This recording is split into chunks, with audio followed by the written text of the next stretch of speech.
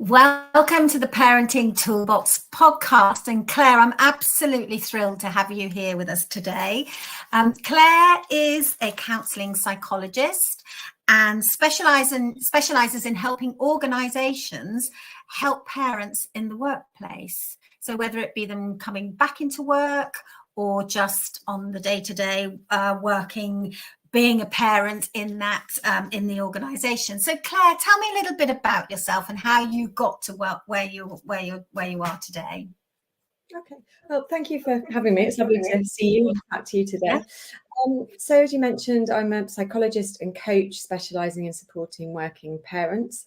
I'm a mum of two myself, so I certainly have the experience of juggling the demands of family life with, career ambition.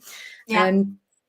And really, I mean, my very strong belief is that the best thing you can do for your children is look after your own mental well-being.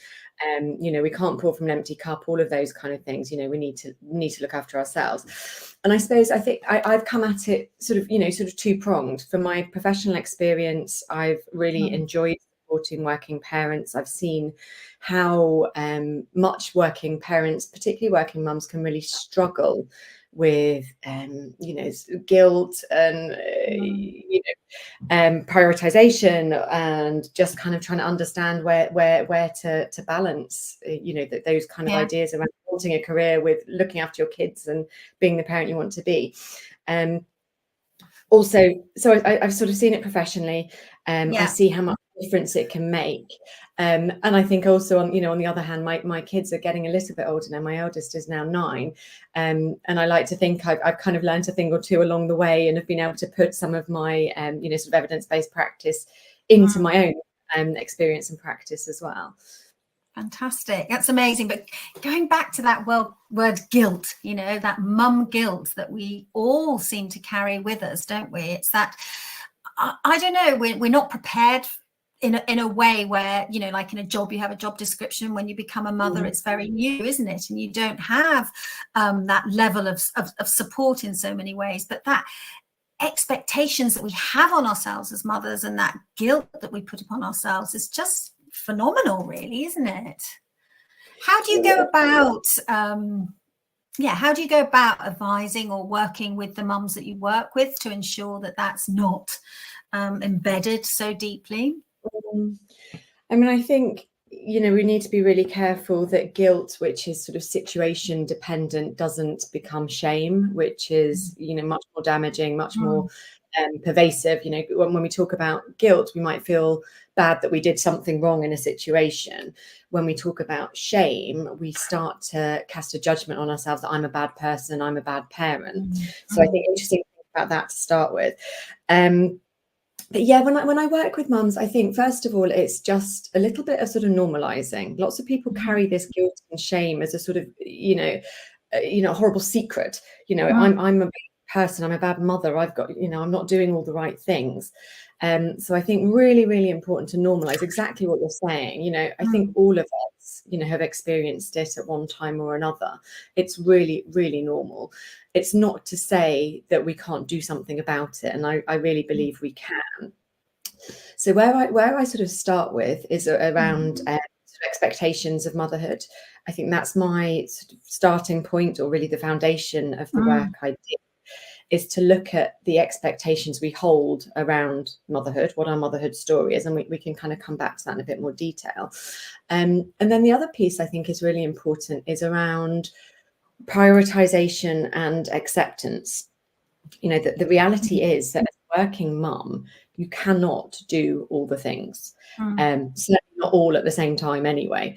So I think it's really, really important to accept that, to recognize there will be times that you're kind of torn, and there will be times that you do have to be in that meeting, or maybe there are times that you do have to be at that nativity play.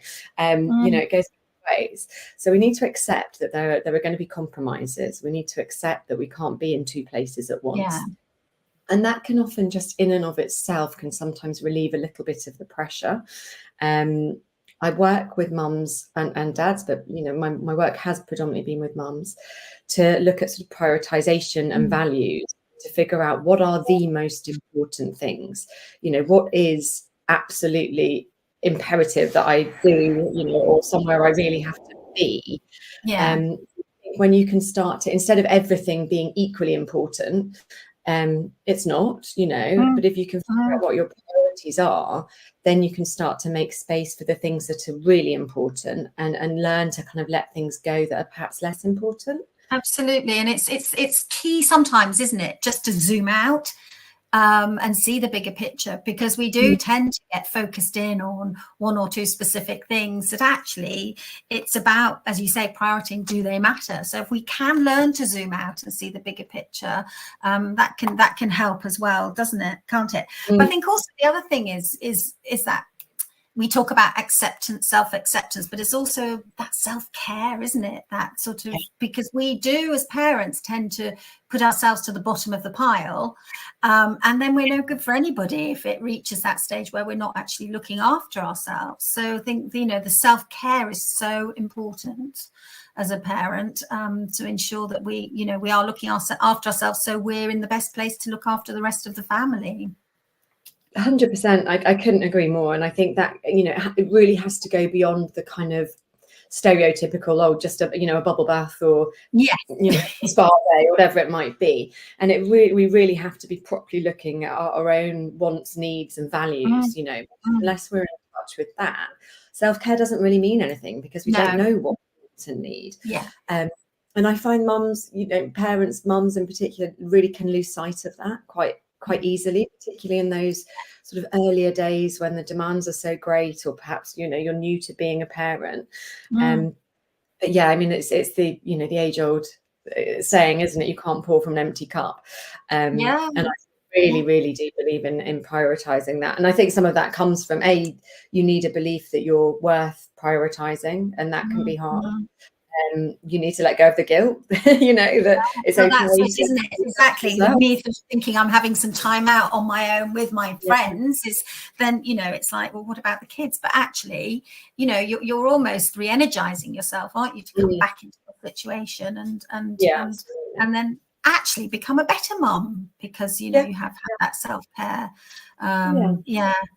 The break and an ability to kind of spend some time on yourself, you are likely to find it easier to be present and engaged and happier and more content with your kids. And coming back to the working mum element of it, you know, how do you, I mean, you specialize in going into organizations and helping. How do you feel that organizations are shifting and becoming more aware and more supportive towards, and again, not just working mums, but it's dads as well, you know, dads, I think today more than ever want to be part of being more in the family, aren't they? I think, I don't know whether that, you know, COVID had an element of that, because dads were at home more then, and then got more engaged and more were part of the, you know, part of the more of the family, I should say, with being at home. So I think some of the dads, you know, still feeling that need and that want to be more involved than maybe they were in the past. How are you finding organizations coping with that?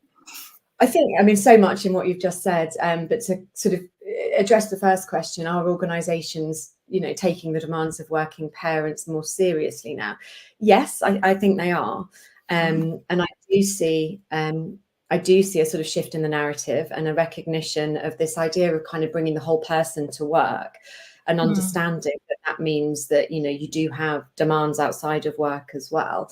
You know, I think it would be naive to say that things have changed completely. And certainly, you know, parents I speak to still struggle with the idea of, you know, maybe putting in their diaries that they've got to leave for pickup.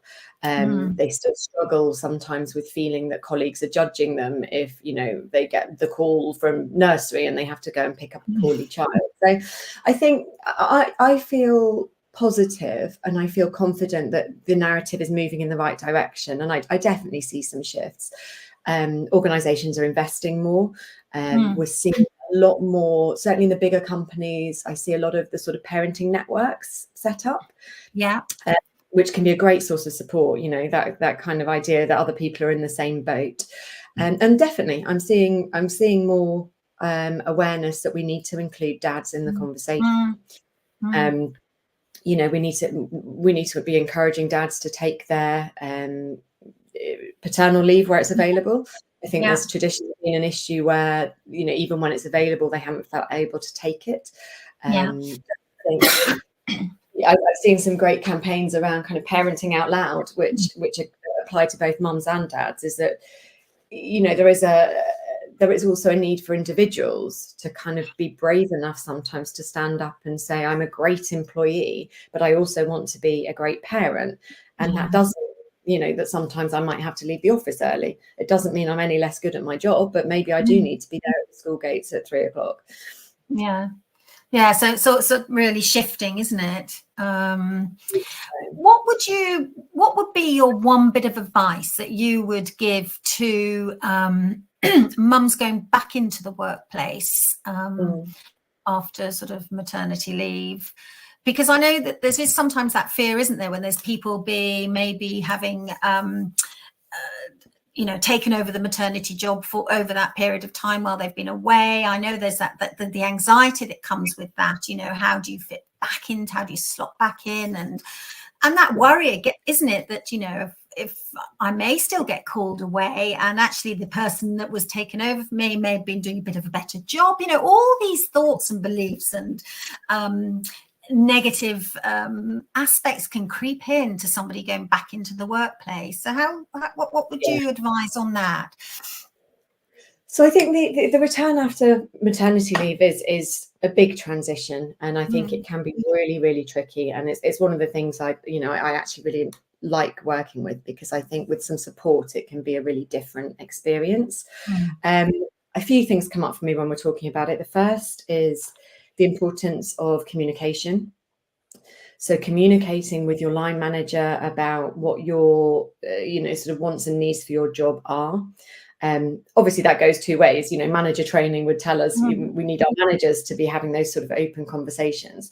The second that comes up is really boundaries, and thinking really clearly before you go back about what is and isn't going to work for you, and trying really hard to think about what that looks like. You know, when are you going to be, you know, the employee? When are you going to be working? And when are you going to be parenting? And think about how you're going to manage those boundaries, and also manage the transition sometimes between the two. I find that's a really interesting piece of work when people, particularly if you're working from home, how do you transition from being, you know, hardworking employee, you know, all across the job, to dealing with the demands of a baby or a toddler, or, you know, a slightly older child. So that's an interesting piece. And then I think the other thing is just a confidence piece, which is really working to remind yourself of all your skills and your experiences, and also the things you've learned in your maternity leave. You know, it's a bit of a cliche, but it's certainly true that, you know, working mums are great at juggling. You know, they've learned these things. Yeah. And it's the life skills as well, isn't it? Because, you know, I think, you know, we are constantly learning every day, and be it becoming a mother or just in life, we're constantly learning. And it's as you say, it's about acceptance and really bringing that on board with you, isn't it? And and taking that forward. I think the other thing that I really, you know, sort of advise mums is to work really hard on not being apologetic. And this is not just returning from maternity, but just in general. I think we very quickly fall into the trap of being very apologetic about being, you know, being a working mum, you know, having other priorities. And I really encourage people to work hard on not apologizing. You know, you're still a valuable, you know, brilliant, skilled employee.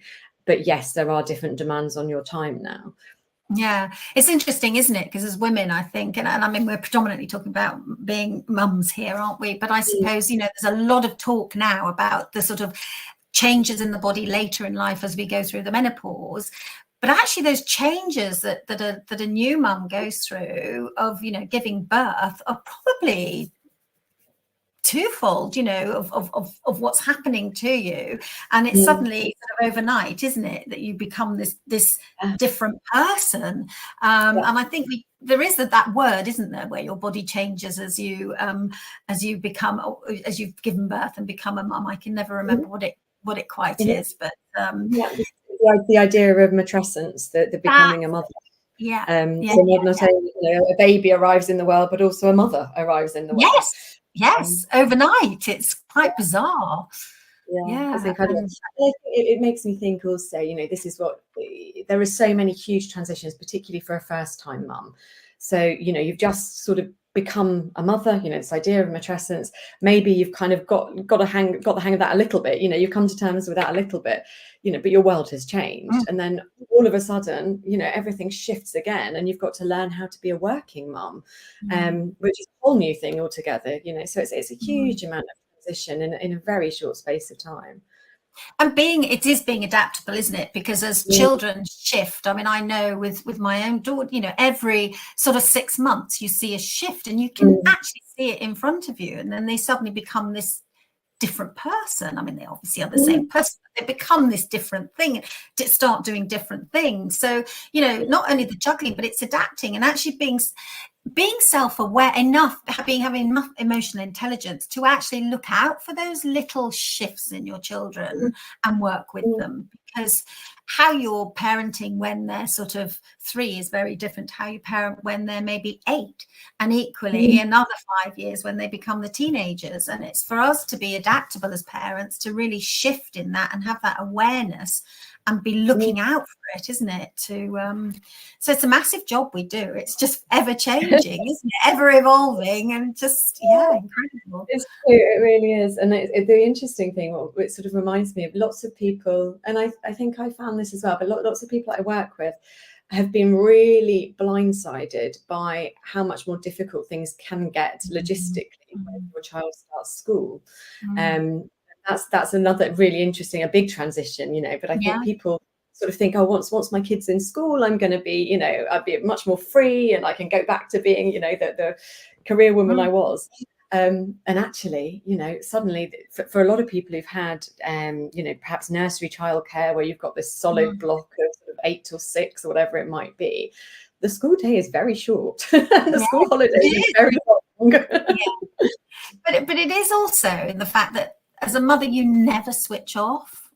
I don't believe you can go back to work and completely just, there's always that little element of you, thinking about the children or planning, I mean, it's really important, isn't it? We talked about self-care earlier, but, to bring in that mindfulness into parenting as well, and trying to be that mindful parent where you do focus, right, I'm trying to focus in on work now, let's just put that aside for now, being in the moment, being here and now, and just trying to work with what you're doing. And then when you are with the children, that you switch off and you are with the children.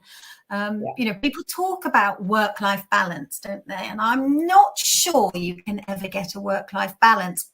And I don't like to talk too much about the work-life balance, because I think that puts another bit of angst and stress in there too, because we're never going to get a balance. It's about setting the boundaries, putting the boundaries in place, isn't it? And then things will hopefully, so if you are spending that half an hour with the children, solely with them, you don't pick up your phone, you don't check your messages, the boundary there is phone put away. That balancing act for me causes more stress, because I don't think you can ever get the balance right there. But that's, another conversation for another day, I think. Well, I agree. It's really, really hard. And I think you hit the nail on the head with the boundaries, though. I think it's about giving yourself permission to really focus on the job at hand, whether that is the career job or whether that is the parenting job. And that tends to, I mean, part of the issue we get this, we talked about this idea around mum guilt, and it's this feeling that you're not doing either thing very well.